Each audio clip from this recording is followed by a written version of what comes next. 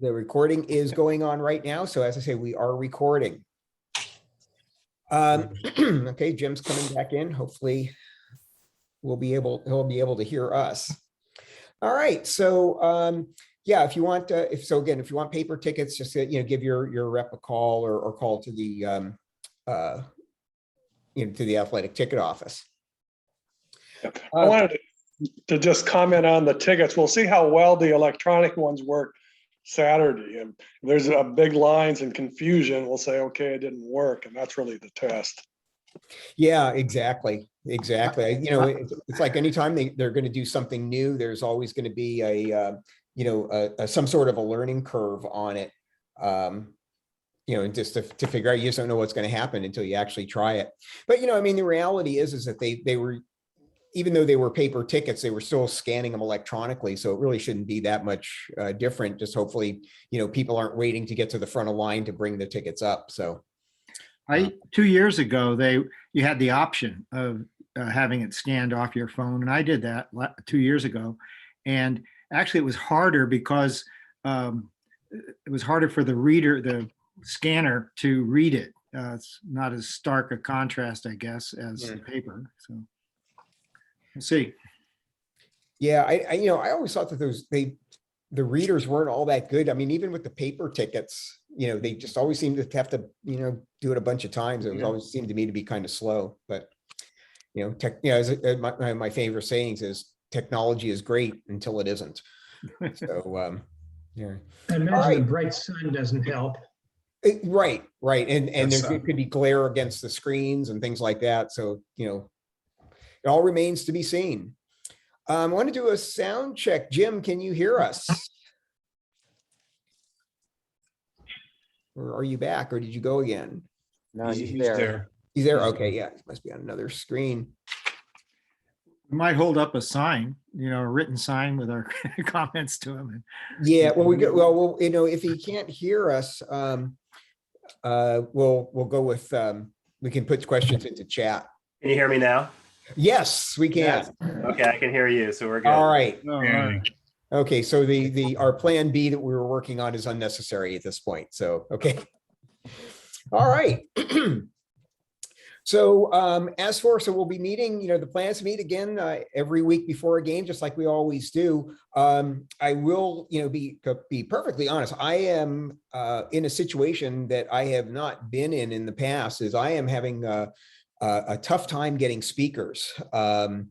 We've got a few lined up. I've got next week, we have a speaker. We have Adrian Johnson, who I was glad that we could get from the Career Center. A lot of people I don't think know about the Career Center, and also she's going to be telling us about that. And then the following week is our annual visit from Jim Knowlton. Athletic director will be here on Wednesday the 15th. So next week we'll be back on Wednesdays, and so far all meetings should be on Wednesdays. So we have Jim Knowlton the following week on the 15th. I don't have anybody confirmed until October 27th, which also is a Wednesday. I'm really excited. Sharman Smith, the head women's basketball coach, will be with us. So that's going to be another really, really good meeting. So as I say, I'm getting speakers has been challenged. And there may be one meeting that we do this year without a speaker, and I may actually make it kind of almost a business meeting. And I hope people will tend to talk about the future of the club and how things are going to go as we move forward. But getting back to speakers, if anybody has a suggestion for speakers, please let me know. If somebody that you would like to hear, or a topic that you would like to hear about, shoot me an email and let me know, because we'll try to get somebody covered. I've got a lot of invitations out. I'm not hearing back from a number of people, and some are still up in the air. Dave Lambros is, he has special circumstances. He has to get permissions to speak to the group, since it is during the season. He works the games, so he has to get permission from his supervisor. So I'm waiting to hear back. He usually gets it, so we should have Dave Lambros here. Gary. Yeah, Dwayne. Are we going to be able sometime during the year to have, when we're having our in-person meetings, we would get on the phone like a sports writer or somebody from the other team? Those are always pretty fun and pretty informative. Are we going to be able to do that this year with like a Zoom format? I wouldn't see why we can't. They just join us for a period of time and then go off. Yeah, Heck, that's we the get hope. to see them. Yeah, absolutely. Last year when we were doing it on Zoom and they were in the meetings, I was thinking, this is one of those things that continue on into the future. But now that you bring it up, Dwayne, I will say this is kind of one of the reasons that I was hoping to do maybe a meeting where we can get some input. We have some realities with the club that I've talked to a few folks about this already with the group. With the loss of Iron Grill, it is unlikely that we will be able to return to in-person meetings, in the future. Quite frankly, we may be able to do a few a year, but there are a lot of dynamics that are going on that are making it real challenging. And the venue is a big one. Finding a venue that meets our needs, which is not hard. I mean, there are a lot that have a private room and can serve food and will do all that. The difference is that Iron Grill was charging us $300 a meeting, and at one of our last in-person meetings, I said, to stay here, we're going to have a bit of a dues increase, and most people were in favor of that, to stay there. However, we have been looking at other venues, and at these venues, the problem is the cost. Is the $300 that we were paying at our Iron Grill was a real sweetheart deal.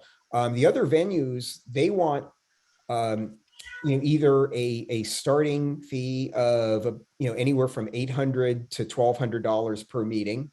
Or minimums of like $1,500 in food sales. And, that's just, we would need a dues increase to say at 300. So those are just really outside of our range. So, that's a major issue for us. And quite frankly, our revenues are down. We've lost a lot of members, and unfortunately, a number of members have passed away. A number have retired and moved out of towns, or our membership is dwindling. And we'll talk about this more kind of business meeting, but we're not getting younger members to join for a variety of reasons. And then there's just one other reality that we have is, I said I'm having trouble getting speakers. It is going to be very difficult to continue to get speakers for in-person meetings. And the reason for that is that, 10 years ago or so, even that, and again, most of our speakers are coming from campus. And 10 years ago, they could leave campus at 3:30 or 4 o'clock and arrive at our meeting, and still pick up part of the hour we're watching the game and socializing. You guys have all been driving back and forth to the Bay Area at some point. And now the reality is that if they leave at, 3:30 from campus, at 6:15, I'm going to be getting a phone call saying we're in Davis stuck in traffic. For them to be able to come up to Sacramento, it's going to mean they have to leave like 2 o'clock, and they'll get here really early at that point. And it's a major part of their day. So getting speakers is going to be very, very difficult for just the reason of it's going to take them the whole day to come up here to speak for 45 minutes. So, we need to look at how we're going to go going forward. But I'd like to actually have a meeting where we get a lot of people here and get a lot of input on that, and where you see the things that where we can move forward. This week's meeting is sort of kind of blown up on me a little bit. We were unable to secure a speaker from Nevada. Nick gave it his all and tried everybody he could find, but nobody was available today. So we don't have a opposition speaker. And I was also going to be able to introduce you to Adam Brooks. How many of you remember, just by kind of show of hands or a reaction or something, remember Will Cooper from last year was in most of our meetings? Who is our athletic department rep. Will is no longer with the company. He has moved on to something else, and Adam Brooks is our new representative. And he was planning on being here tonight and giving us the inside scoop from the athletic department, like Will always did. But I got an email from him about 20 minutes before saying he had a family emergency and was going to be unable to attend. So two of my speakers for tonight are not with us. So and so I'm especially glad that Jim was able to get on a little earlier than we had anticipated. As long as I was going to make an announcement, but I'm going to actually turn the floor over for a moment to Gary Bradis. Gary, do you still have some tickets available that you're looking to get rid of? Yeah, I do. Thanks, Gary. 2 field club tickets plus parking sit right behind Roger there. So if anybody's interested, you can go ahead and let me know. Email me. It's G Bradis, first initial last name at Weintraub, WEINTRAUB.com. I can sell the parking separate from the tickets if anybody needs parking, and that's in the stadium parking structure just north of the stadium. Thanks, Gary. Okay, you bet. And because you know, we do offer competition. Les, you also have a parking pass available. Right at the stadium. So if somebody wants it, give me a call at 916-421-6028, and I'll give you that parking ticket. So Les and Gary, if you want to put your contact info into chat, so if anybody is interested, they can grab it there. All right. Okay, and so I've already talked about the upcoming meetings here. I want to talk a little bit also about the watch parties. Unfortunately, due to since we are part of CAA and the CAA chapter, we do need to go along with the CAA rules and about in-person meetings, which are not. We might be able to get permission for them. But it's a little bit of a process. So for watch parties will be unofficial this year. So we will not be actually hosting the watch parties. However, I'm sure that Clubhouse 56 will be showing the games, and I can confirm that they will have the games there. So for the road games. So if you would like to watch the road games with other Cal fans, I'm sure there will be other Cal fans there, even though that we will not be formally hosting the events. So be sure to go over to Clubhouse 56 for the road games, and we'll go ahead and announce those. And one thing that I think a few of you have done, and this is great, we encourage this, is when you get the notices from us, on the meetings and whatnot, please feel free to forward those to other Cal fans or other interested parties. We want to build our distribution list and all. I know I always put a note in them, so if you, but if you do forward them, please notify the person that you're forwarding to that if they just don't want to get those, to let you know, not to send them anymore. Make sure you tell them, do not hit the unsubscribe button, because those emails are through the platform that we use, MailChimp, are attached to your name. Hi, just to let you know I'm home. So if let's say, Gary Bradis forwards it up to somebody else and they don't want to get it and they hit unsubscribe, they just unsubscribe Gary, and so he would not get any more of the notices. So that's just something to be cognizant of there. All right. So next on the agenda was to introduce Adam Brooks, but I can't do that, and our Nevada call-in, which I can't do that. So I am going to, we're just going to go ahead and blast right in. So the meetings, the whole, I think the entire season would be off kilter if at our very first meeting, we didn't have Jim McGill speak. It has been a tradition for, I don't even know, been like 15 years, Jim, something like that? It might go back pretty close to that. Yeah, it's been quite a while, but Jim is our favorite speaker from the media. I can say that because Nick's not here, but he's always gives us the inside scoop and and some really good insights into what the team's going to look like in the coming season, and always talks a little bit about recruiting. And so we are lucky to have again from Bear Insider, Jim McGill. So I'm going to go ahead and turn it right over to Jim. Thanks, Gary. And by the way, with regard to speakers, I might be able to line up Mike Pulowski for you guys if that would be helpful. That would be great. Yes, thank you. He does a regular podcast with us, so I think that's something he'd be willing to do. Oh, fantastic. Thanks. I'll get in touch with you on that. Okay. So yeah, good to be here again. I always enjoy coming out to SAC for the meetings. I hope you guys are able to somehow get them back. It's frustrating to hear what kind of challenges you have, but I think it's kind of a sign of the time with a lot of grid clubs. We used to have a lot more, and restaurants are under financial pressures, and they're trying to make it up on the backs of other people in groups, and doesn't always work out too well. But yeah, I'm really optimistic about this Cal season. I've been following the program since about 72. So I have a long history following it. Some of you go back farther than that, I know. I started writing with Bear Insider in 2003, covering recruiting, and that has been my specialty throughout, but I do cover the team pretty closely. I go to a lot of the spring and fall practices when they wouldn't let us in spring. I was up on Tightwad Hill with binoculars, gleaning as much information as I could.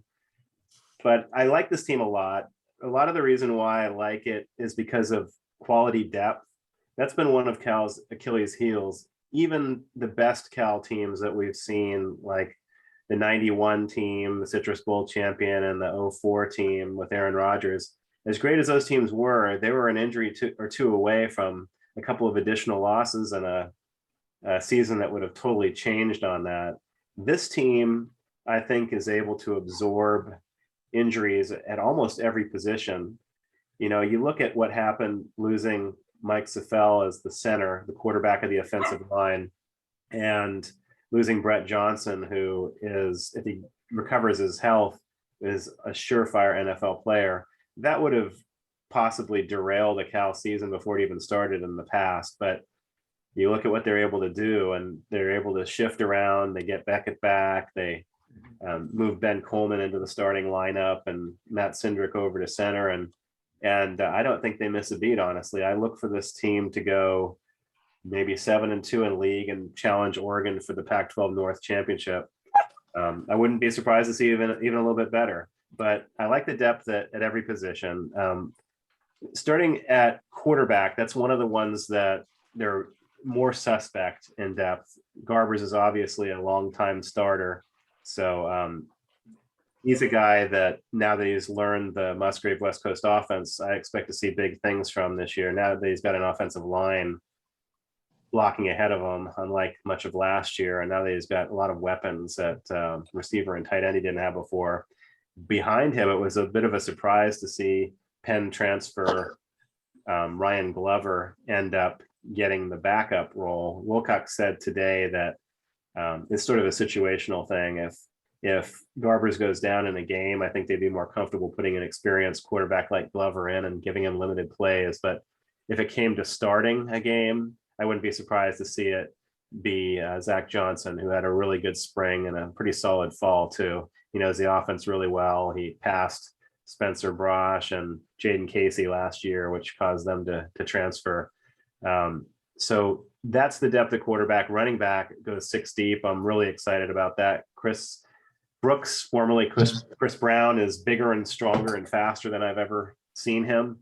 A surprise on the depth chart announcement was Damian Moore getting the starting nod on the depth chart, but I think those guys will split reps, mixing in Marcel Dancy and a couple of the other backs. And one of the guys that a lot of people don't know about is a preferred walk-on out of Texas, who is somebody who ran for over 3,000 yards as a senior, and he just I don't know, he fell through the cracks, kind of like Justin Forsett did when Cal got him in 2004.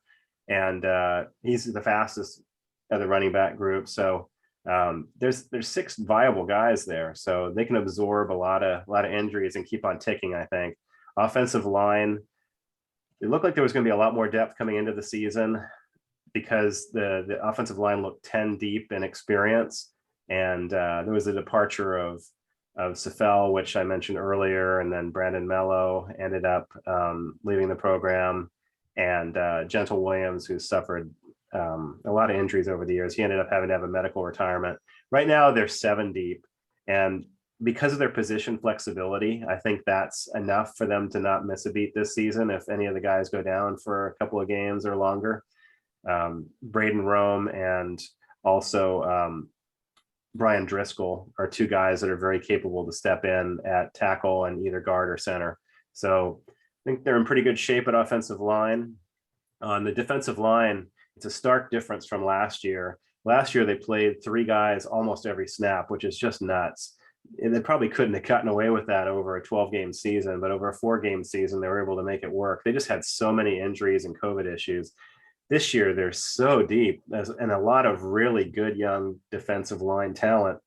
If you look at nose tackle, 2 jumbo guys, Stanley McKenzie and Ricky Correa, are the type of nose tackle that we haven't really seen at Cal since Brandon Mebane, who wasn't as big as these guys, but just very good. Those guys are great. And Jayden Roberts is a guy that plays both defensive end and defensive tackle pretty stoutly. He'll swing inside when he's needed, and Luke Beckett can do the same thing too. Right now, it looks like Beckett and Tevis are starting at defensive end, but behind them are some really good young players. Ethan Saunders is a guy I think that's going to really break out. He was injured last year as a freshman, but he's had a great camp and he's healthy now and he's ready to go. Some of the true freshmen, Achille Calhoun and especially Derek Wilkins, are guys that are going to be stars for this program. Wilkins is especially flashing. He's really a load for the offensive line to handle. So there's a lot of guys that are going to be effective on the defensive line, and I don't expect injuries to pose much of a problem there at all. Outside linebacker, super stacked with Coin Deng on one side, and gosh, how am I forgetting our star outside linebacker? Somebody help me. Cameron Good. And they're backed up by Croto and Patu, who are very good edge rushers too. They're really deep there, and they've got some guys behind them that are good too. Inside linebacker is probably one of the more vulnerable spots. We've got local Sac guy, Evan Tattersall, scheduled to start. He got some playing time last year. Mo Iosefa from Hawaii showed really well as a true freshman last year. He was undersized and new to the program, but he did really well right away. So they expect good things from him. The backups are pretty inexperienced. Trey Pastor was a former safety, but he was naturally a big guy, tall, and he added some good weight. So he's playing at 225 to 230 at backup inside linebacker.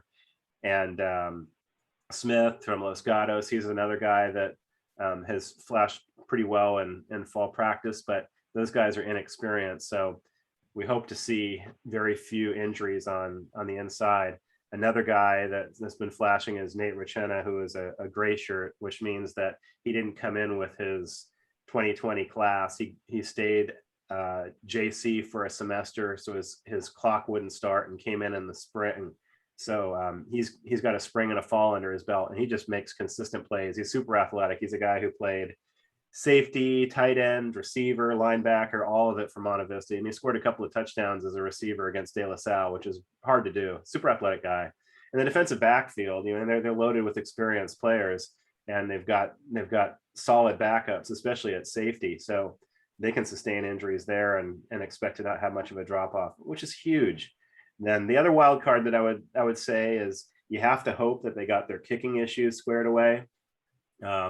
Obviously, there's issues with height on the kicks, and that seems to have improved a little bit in the fall, but not enough to make me comfortable. So I think we might have to hold our breath a little bit until we see him do it for a few games. I think that the blocking issues with special teams were just an anomaly.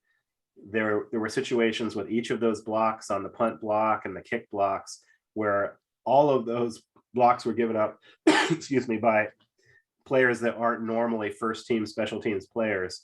And as you can imagine, it's hard enough to get reps to first team special teams players, let alone to have backups be proficient at their position. We're not going to see that.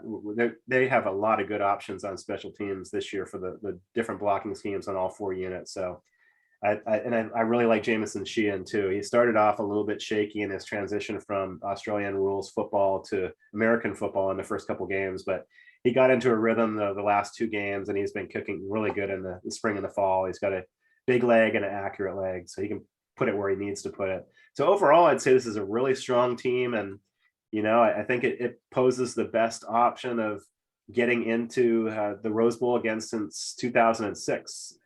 That team should have been there. The 2004 team should have been there. Hopefully this is not going to be a should have situation. Hopefully it's going to be a will happen situation, but we'll see.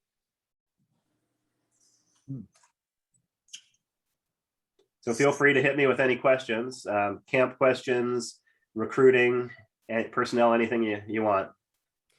Well, Jim, Richard has a question in chat. How do you think COVID will impact the team this year? Could there be a late cancellation like the game against Wazoo last year? I think everyone holds their breath to some extent with that, but I think it would have to be a pretty widespread issue for that to happen. Before, the contact tracing protocols were a lot stricter than they are right now. So I don't know that one person would knock out the whole team like what happened in Washington State. That was crazy. I flew up there, drove down to Pullman in the snow, and pulled into the parking lot and got the text, game canceled. Oh, great.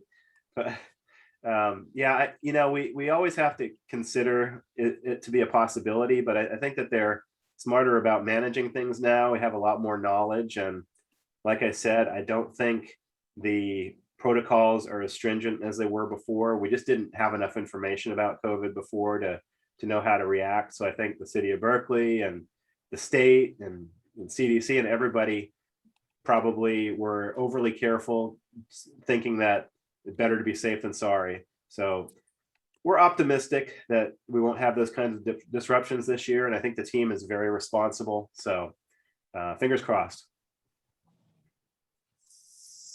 Okay, we've got questions coming in fast and furious on chat here. Gary wants to know, what's the status of Aaron Maldonado? They haven't said. My impression is that he's not completely healthy right now. Otherwise, I think he would have been 1, 2, or 3 on the depth chart. But I don't think that he's seriously injured. I would expect for him, if he doesn't play in the first game, to play fairly early, according to what Wilcox said when I asked him the other day. And Joe says, a great overview on depth. I agree. How about the depth at wide receiver and tight end? Do we have receivers who can create and complete explosive plays more so than we have had in the past few years? Yeah, sorry I didn't comment on that. Those are 2 positions with a lot of depth. At receiver, they go 8 deep and maybe even more deep than that. And I don't recall seeing that for a long, long time at Cal. And a lot of production is expected to come from some of the younger guys that many people might not be familiar with. But Jeremiah Hunter is probably the guy that's highest on my radar of an impact player. He can definitely stretch the field. That's his forte. He's just a smooth glider, and he catches everything that's near him. Another guy that I really like that a lot of people probably aren't very familiar with is Tommy Kristakos. He's a 6'4" recruit from Arizona, and he was one of 5 receivers in the 21 class. And a lot of people were focusing on guys like Hunter at the top end, but he is legit. First of all, he's a real red zone weapon. He can high point the ball, and it's really hard for DBs to cover an athletic 6'4" receiver. But he also stretches the field really well. In the final scrimmage, he had 2 catches for 75 yards, 1 for 30 something, 1 for 40 something, and it was tight coverage too. Good hands, very athletic, pretty good wheels. So I really like what he's going to bring to the mix. Monroe Young is a guy that has been off the radar for a lot of fans. He's had some injuries in his first few years, but he's been super productive in the spring and fall, and they love him because he's a power blocker that really moves things around and gives them a lot of options. Justin Richard Baker is a super quick and athletic slot receiver behind Remigio.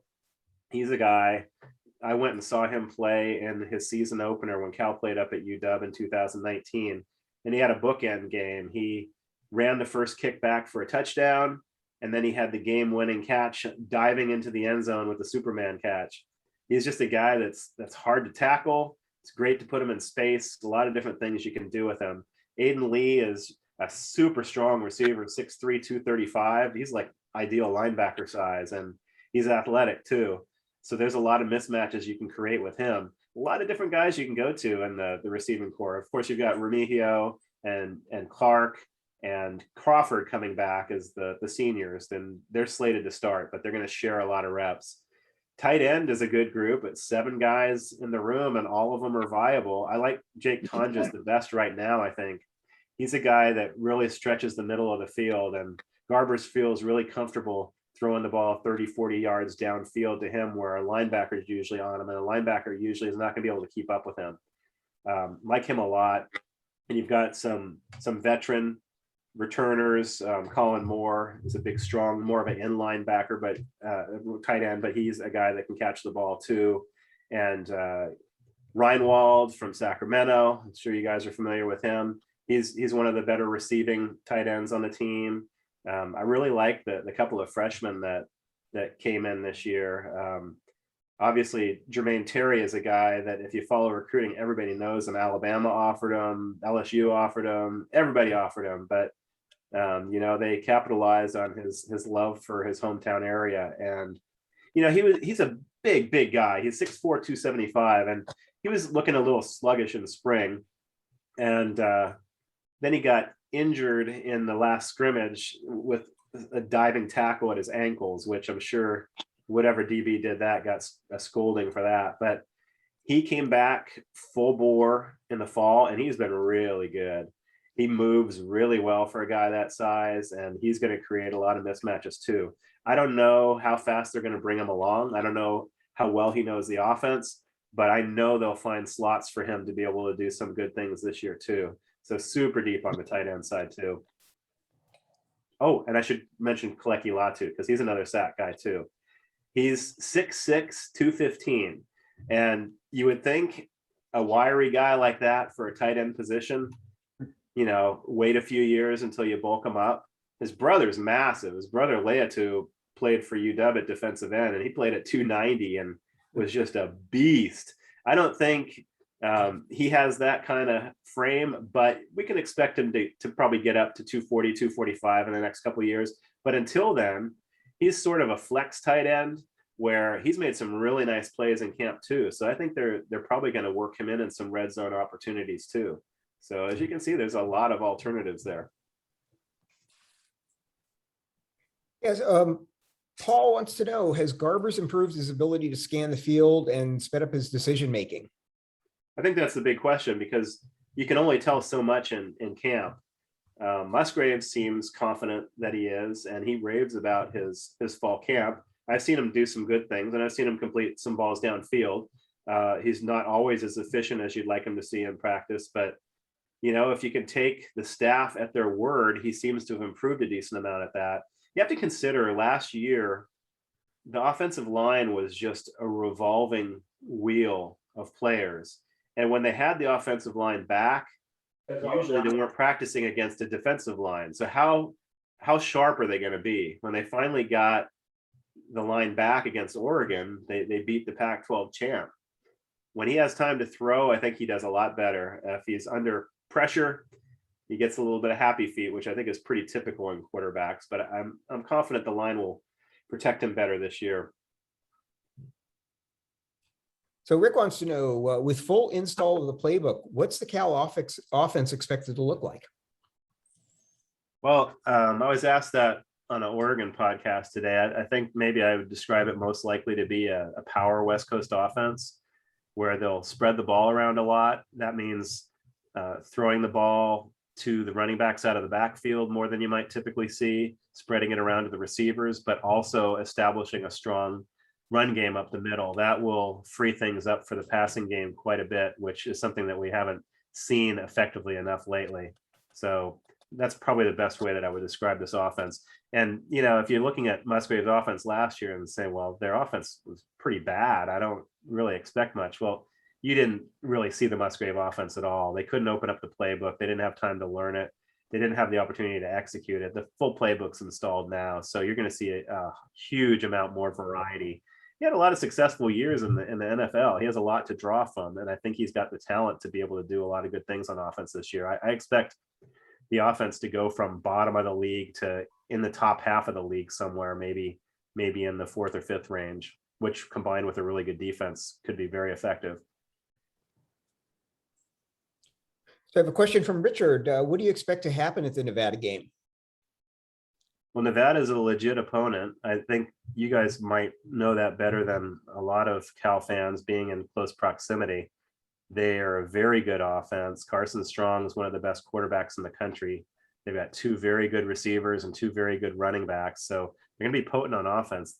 Their defense is pretty good. I think Cal's offense wins that battle. And I think that Nevada's strength going against Cal's strength will ultimately weigh in Cal's favor. As good as Strong is and as good as his receiver and running back options are, I just feel like the defense is just too strong to see Nevada score a lot of points. I would say maybe the one weakness Nevada might be able to exploit is if the inside linebackers aren't effective enough, if the defensive line can't stop things on occasion and things get to the second level, they might be able to make some hay there, but I just don't think they'll be able to do it consistently because this is a really stout defensive line. Cal's favored by 3.5, which I think is a little bit crazy. I do think Nevada is legit, but when you're talking about a 3.5 point spread, neutral field, that's a half point spread in Cal's favor. And I think that Vegas is basing that on last year's results. They really just don't have a way to know how good this Cal team is. They're not there observing it closely like people like I am and other people on our staff. So I get why they did it, but I would say I would look for Cal to win more in the 8 to 9 point range. Okay, so we have a question from Dave Taylor. It definitely seems like we were better this season. What needs to happen to see us win at least 8 games? Well, I'll start off by saying that if the team doesn't win at least 8 games, I would consider the season a failure. In fact, I'd almost say that if the team doesn't win 9 games, that's how good I think they are. It all rests on the offense. If the offense is competent, if they're middle of the pack, I think the defense is going to be very strong. So when you've got a middle of the pack offense and a very strong defense, that's going to be a good team. You obviously have to limit mistakes. You can't have special teams issues like last year. You can't have a lot of turnovers. But, these running backs don't have a history of fumbling, and Garbers is pretty good at protecting the ball, almost to a fault, because I think that Cheez-It Bowl game where he had all his interceptions scarred him. I think he's very reluctant to force balls into traffic. So as long as there aren't a lot of unforced errors, I do expect a minimum of 8 wins with this team. All right, I like it. So Dwayne has a couple of questions. Will Mackenzie be playing this Saturday since he went to Hawaii recently after his father's passing? And aren't they trying to improve the field goal and PAT kicking by dropping the kicker back to 8 or 8.5 feet instead of the 7 feet last year when we had all the blocks happening? Yeah, so Stanley, that was such a tragic situation with his dad passing away. They were so close, and he was so important to the family. But big props to the Cal family and a lot of Bear Insider fans. His GoFundMe account, his family is almost at their 50,000 goal, which is huge for the family. His mom lost her job when she was caring for her husband. Just such a cruel situation. But Stan's back. He got back pretty quickly. And yes, he will start. And I think he's going to be an impact player. I expect big things from him. I was really pleasantly surprised with him. I saw him play in the Polynesian Bowl in Hawaii when I went out there right before the pandemic. And he was solid, but he didn't look like he's necessarily heading towards being a dominant player like he is right now. But part of it is that he's a lot bigger and stronger now. He's probably 35 pounds heavier now and not a lot of fat on that big body of his. And for the kicking game, Yeah, I asked the special teams coach if they had addressed the kicking issues, especially the height on the kicks, and he said he had a study on all the top Power 5 kicking games in the country, what their percentages were, where they kicked from, and the majority of them kicked from a yard further back. So that's what they're going to do. When you're a yard further back, your trajectory isn't as important, and they have to get to you faster. So there's hopes that will help a lot. There was one practice where Tyson McWilliams got in for a block, but I believe it was with Lopez, the backup kicker. I don't know that I saw any with the starter that were blocked. But like I said earlier, until we see it for at least a few games, I'm going to be holding my breath a little bit. Yeah, I'm going to ask you to comment. Rick Holmes put a comment in the chat that last year was kind of a mulligan. How could the offense get installed and on track when the OL couldn't, the offensive line couldn't really practice because of COVID and injuries? And and I kind of had a question on that too. Your thoughts is that a lot of the sports writers and the polls and all of that are showing Cal fairly low in the Pac-12. And and I think a lot of it is based on last year's 1-3 record. And when you think about, we played UCLA thinking we were going to play Arizona State, where that was our first game, UCLA's second, so the first game jitters. And also it was a team that hadn't practiced in 2 weeks. And then on top of that, then the issues with the Oregon State game and all that. And like you mentioned, that Oregon was the first game we really played with the team. So kind of what are your thoughts on that in terms of the low expectations from other writers besides yourself? Are they just kind of looking at that record and saying, oh, they were crappy last year, so how can they be good this year? Yeah, there's just no way for them to know Cal's personnel. All they can do is look at who was there, who's back, what was the record, what was their offense like, what was their defense like. I'm sure they know the defense is going to be legit, but they see a last place offense and think what's going to change. They don't know how good the younger receivers are. They don't know the dynamics behind the offensive line. They don't know how deep the running back group is. I mean, I get it. I'm not outraged. I don't think they're being stupid. They just don't have enough information. I think people's perceptions of Cal will change pretty quickly, though. Sounds good. So another question I had, with the issues on special teams last year, do you think that if we have special teams issues this year, or if they're really good, that special teams could be the difference maker in a lot of our games? Yeah, I mean, Cal plays a lot of close games. If you look back to the Citrus Bowl season, that was an amazing year, but we easily could have lost 2 of those games that Doug Bryan won with field goals, long field goals, clutch ones late in the game. So we're going to have to get some execution there, and just have to hope that we're not going to have to place the trust and the results of the whole game on a last minute field goal if it comes down to that. I mean, shoot, I was scared to death when that happened at the end of the UW game 2 years ago. Everybody knows Chris Brown scored that last touchdown. I have close-up video. I was behind the end zone where the ball's like 3 inches over the goal line and he didn't scoot it forward. So it did come down to the field goal and the clutch kick was made, but you don't like to see that happen too often. Richard, I'm not sure I understand your question. He said, which coach will do better against TCU, the current one or the previous one?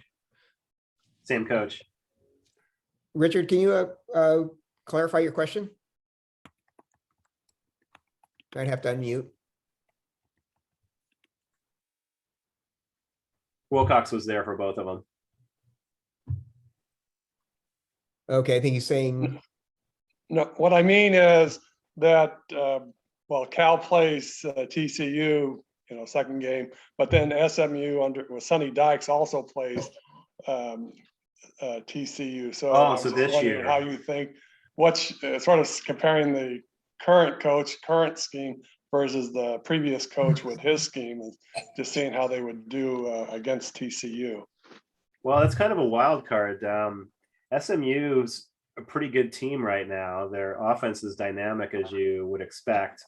The defense is better than it was typically when he was at Cal. So I would definitely give them a fighting chance there. The difference, I guess, is I would favor Cal versus SMU or TCU by a bit, and I would favor TCU by a bit in the other game. So it'll be interesting to see how that plays out. They're kind of a wild card team, as we all know when Tykes was here. Okay. Yeah, Paul, what does the 3-conference agreement mean for Cal football? Well, if it ends up coming to fruition, I think it was a really good deal. It'll mean that Cal will be playing a team from the ACC or the Big Ten non-conference every year, and maybe a possibility of 2. And I think the 3 conferences really needed to do that to shore themselves up against the SEC, because I think they weren't going to stop with Texas and Oklahoma. I think they were going to try and poach some more big programs too. So with this alignment, hopefully that would keep the other Pac-12 schools that might get a little squirrely in the fold. And I just think it increases the profile of the league when you see matchups like Oregon and Michigan, which aren't part of this agreement, but still, nonetheless, it's a Pac-12 Big Ten matchup that everybody wants to see.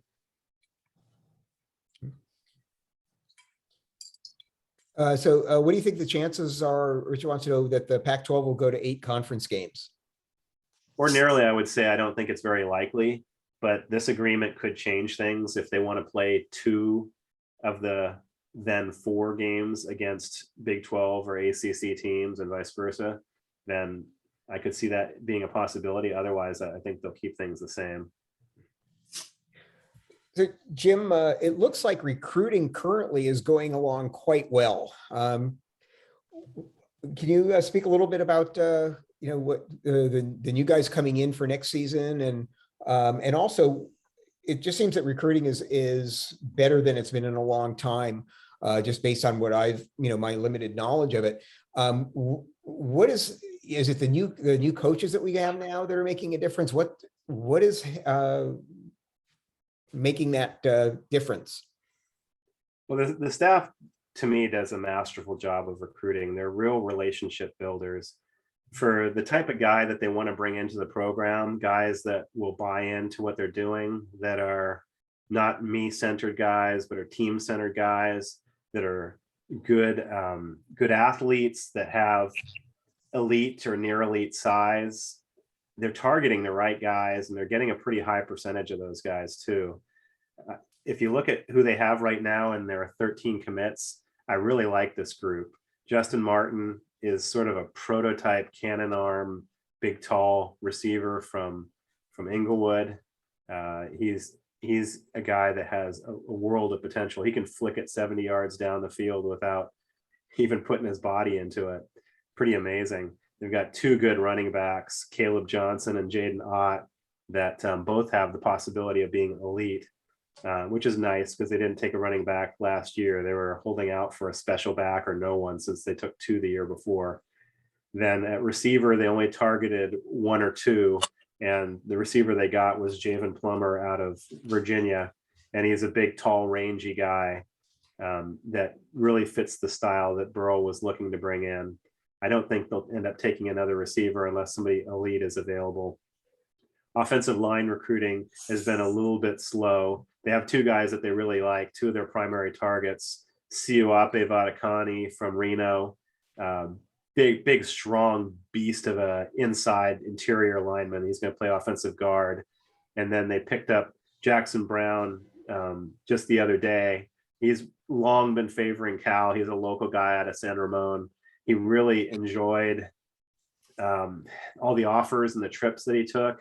He was never expecting to have those opportunities, but he's a guy that went from a 220-pound 6'6" sophomore to a 290-pound 6'5" or 6'6" tackle as a senior. So his stock went up a whole lot, and he kind of exploded on the scene. He's a guy they're real excited about. They have a tight end Nick Morrow that is 6'8", 260. And he's a guy that either could stay at tight end or could beef up and play offensive tackle. He could be a monster at 290 or 300 at that 6'8" height, and with his good feet and athleticism. And then on defense, man, the defensive line, they already have a lot of riches there, and they just added to it. It's an embarrassment of riches there. The defensive lineman they got, Dominic Williams, is a nose tackle that is just a beast. He throws around big, strong offensive linemen in one-on-one drills at top camps around the country. He did it at Alabama. He did it in a lot of places, and he's a great kid too. He visited Cal when he was a sophomore and fell in love with the school. And then on the outside, Nate Burrell and Jackson Moy are two big, strong, aggressive, athletic defensive ends that won't have to get bigger at the next level, which is always nice when you have a guy that committed as a junior. And then at linebacker, they've got a couple of outside linebacker commits. Curly Thomas led Texas in sacks, and he's a super aggressive, nonstop motor guy, very athletic. And then they picked up another outside linebacker from Utah, who is a guy that's probably going to need to gain a little bit of weight. But man, when he hits you like a rock. So that's what they like to see. They like to see a lot of aggression and hard hits from the linebackers. Then at DB, just one DB commit right now. Irby, who comes from Marin County. It's either Marin Catholic or Menlo Atherton. I don't remember which, but he's a super athletic guy. He scored a couple of touchdowns at receiver in the first game. He's got, oh, you know what? No, I take that back. He's one of the guys that they're targeting that I think will be committing in the next couple of weeks. Who they have now is as a commit is Cameron Sidney, who's out of the very successful Modern Day program. They're the #1 team in the nation, and they just crushed one of the top teams in Texas 44-7 last weekend. Super athletic kid. He's a guy that has the potential to be a lockdown corner. He plays receiver too. That's why I get him and Irby mixed up, because they're very similar players. Irby's longer though. So that's where we are in this class right now. 13 guys. I expect it to be around 17. They could keep it lower if they don't get the right guys in those final four, but 17 is the target. A couple more questions. You have a few more minutes, Jim? Yeah. Yeah. Okay.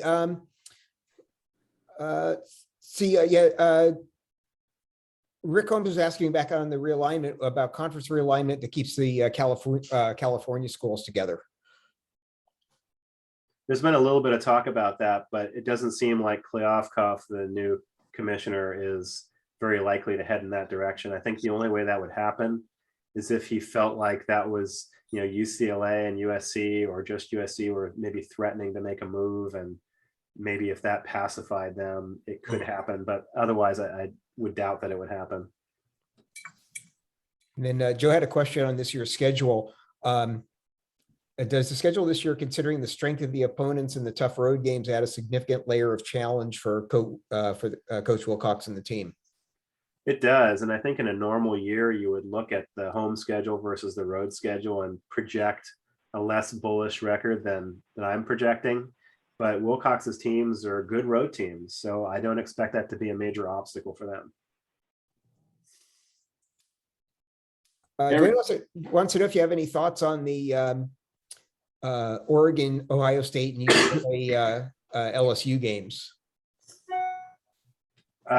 Boy, that's tough. I mean, normally LSU is just a powerhouse program, but they're a little bit down right now. So, and UCLA, I think, is up right now. So I would give them a fighting chance. I'd probably favor LSU a little bit, but I wouldn't be shocked to see UCLA pull that one off. And then Oregon, Ohio State. Ohio State is just too much. Is it Ohio State? Michigan. Michigan. Michigan is actually a good matchup for Oregon. I wouldn't be surprised to see them win that game. I think a lot of people are expecting Michigan, but Oregon, even though I don't think they're going to be as good as they should be, I think they're going to be good enough to beat Michigan. Michigan just, they're kind of underachievers. They recruit really well, but they're not playing like an elite program, and they haven't for years now. I just don't know that they can deal with Oregon's athleticism. Gary, can I ask a question? I don't know, Les. Yeah, I guess so. I've read a couple of articles about Cal has a 9+ or real good winning season. There's some concern about there's going to be a lot of interest in Wilcox. So a couple of years ago, Jim, you mentioned that Wilcox is very happy at Cal, but he couldn't refuse probably if his alma mater, Oregon, comes asking for him with some big bucks. But so any thoughts about Wilcox and Cal? He does love Cal, and he has found the perfect fit here. The only thing that would cause him to move, I don't think, would be piles of cash being thrown his way. But if he feels like he just can't accomplish at Cal what he needs to, doesn't have enough administrative support, and finds another situation where he thinks he could establish an elite program without a fan base and an administration breathing down his neck, he's not going to go into that type of situation, and he's not going to chase money. So, overall, I'm pretty optimistic about them keeping him long term. I know if he wins 9 or 10 games, there will be some good offers for him. But to me, it would have to be a combination of a perfect situation for him and a high level of frustration with the sports administration, athletic department. Does he feel that frustration now at all? There's some level. There's some really generous donors that want to specifically target the football program and certain needs of the football program. And the university pushes back against that kind of thing. And they really shouldn't, because the money is not coming in unless it goes to where the donors want it to go. But Knowlton's in the middle of that, and it can be a tenuous situation on occasion. But we've got some donors that are very dedicated and committed, and they don't give up. So they weren't willing to be told, no, your money needs to come to a general fund. They insisted and pled their case well. And I think that there's going to be some really good funding coming into the program. A lot of it from a group organized by our publisher, Greg Richardson, and some of generous donors on Bear Insider and outside, San Francisco Grid Club, et cetera. So, I think with those generous donations coming in, giving them what they need to keep a competitive advantage, that I'm pretty confident about them keeping him. But, the administration can't be lax about keeping him happy and giving the program what it needs within reason. I can add one little thing to this too. There was at one of the watch parties a few years ago, there was a woman there who actually was good friends with Wilcox. Apparently they had gone to even back to elementary school together. And she told me that Justin had told her that, the only way he was leaving Cal is they would have to fire him. That he loved it there. He loves it here. And just what you said, Joe, is that it was a perfect fit. And, really, it was where he wanted, it's where he wanted to end up. Yeah. And Oregon, honestly, is not very attractive to him. He loves his hometown, but that's out in the country. He doesn't like the fishbowl of Nikeville. I think he would chafe at so many situations you'd have to deal with there. Yeah. Yeah, so a couple of comments in chat too. Take a look at. Anybody have any more questions for Jim? All right, well, in that case, just a quick comment. I'm just going to throw a poll up here. Are you going to the game? Go ahead and vote in the poll. I haven't missed a home or road game in 8 years, so it's safe to assume I'll be there. Yeah. All right. Looks like, almost everybody. Yeah, got pretty good number of people voted yes. So the majority are going to the game. So The more the better. We need those voices. absolutely. Absolutely. So here's the results of the poll. Okay. Okay. All right. So with that, next week, Adrienne Johnson, she's going to be really good. I've seen actually this presentation and it's real interesting. So be sure to register for that and be there. And I will see you there. We will all hope to see many of you at Memorial Stadium. And with that, Jim, thanks so much for being with us again. I just want to make sure all of a sudden I was muted, wasn't muted. Appreciate you being with us again. It's always great to hear from you. And one of the things that we all appreciate is that you are very frank and with your comments and give your true impressions, even if they're not good. So it's extremely encouraging to hear the positive outlook here. So again, thanks for being here, and you're always free you're on the list, so you're always free to join us at any time. And glad to join. And hey, I want to put a pitch in for anybody that wants to stay connected to the program on a closer level. We put out a podcast with Mike Pulowski a couple of times a week. We did a Pac-12 preview yesterday that got released. Oh no, Cal preview, Pac-12 North preview the other week. We did a Pac-12 South today that'll come out tomorrow. Mike's going to do a Nevada preview podcast tomorrow, and you'll learn a lot on those. You can find us under Spotify. If any of you are on Spotify, just look at Bear Insider. It's called the Bear Insider Ultimate Insider Podcast, but just do Bear Insider and you'll find it. It'll have a list of all of our podcasts.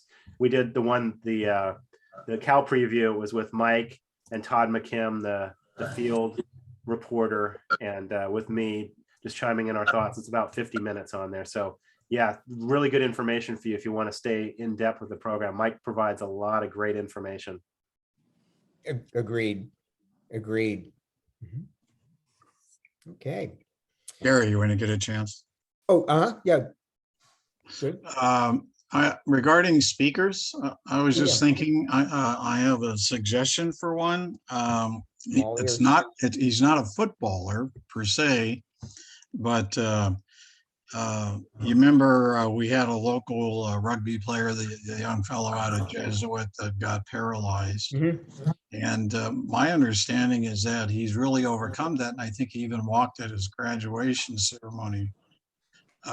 Being local, we have had the rugby coach talk to us. I'd really be interested in having him be a speaker and tell us about, his great recovery and what he had to do and all that other stuff. Yeah, Dwayne, actually, we had him last year. Oh, did you? We did, Okay. yeah. Oh, And great. what I would recommend is if you go to the Sac Bears Cal Fans YouTube page channel, his meeting is up. It's there. Sac what? It's search on Sac Bears Cal Fans on YouTube, and it's a YouTube channel. Okay. And you'll find it there. Yeah, I pretty much missed all of last year. Okay, great. Okay. Yeah, but he just walked for his graduation, and he is just an absolutely amazing person.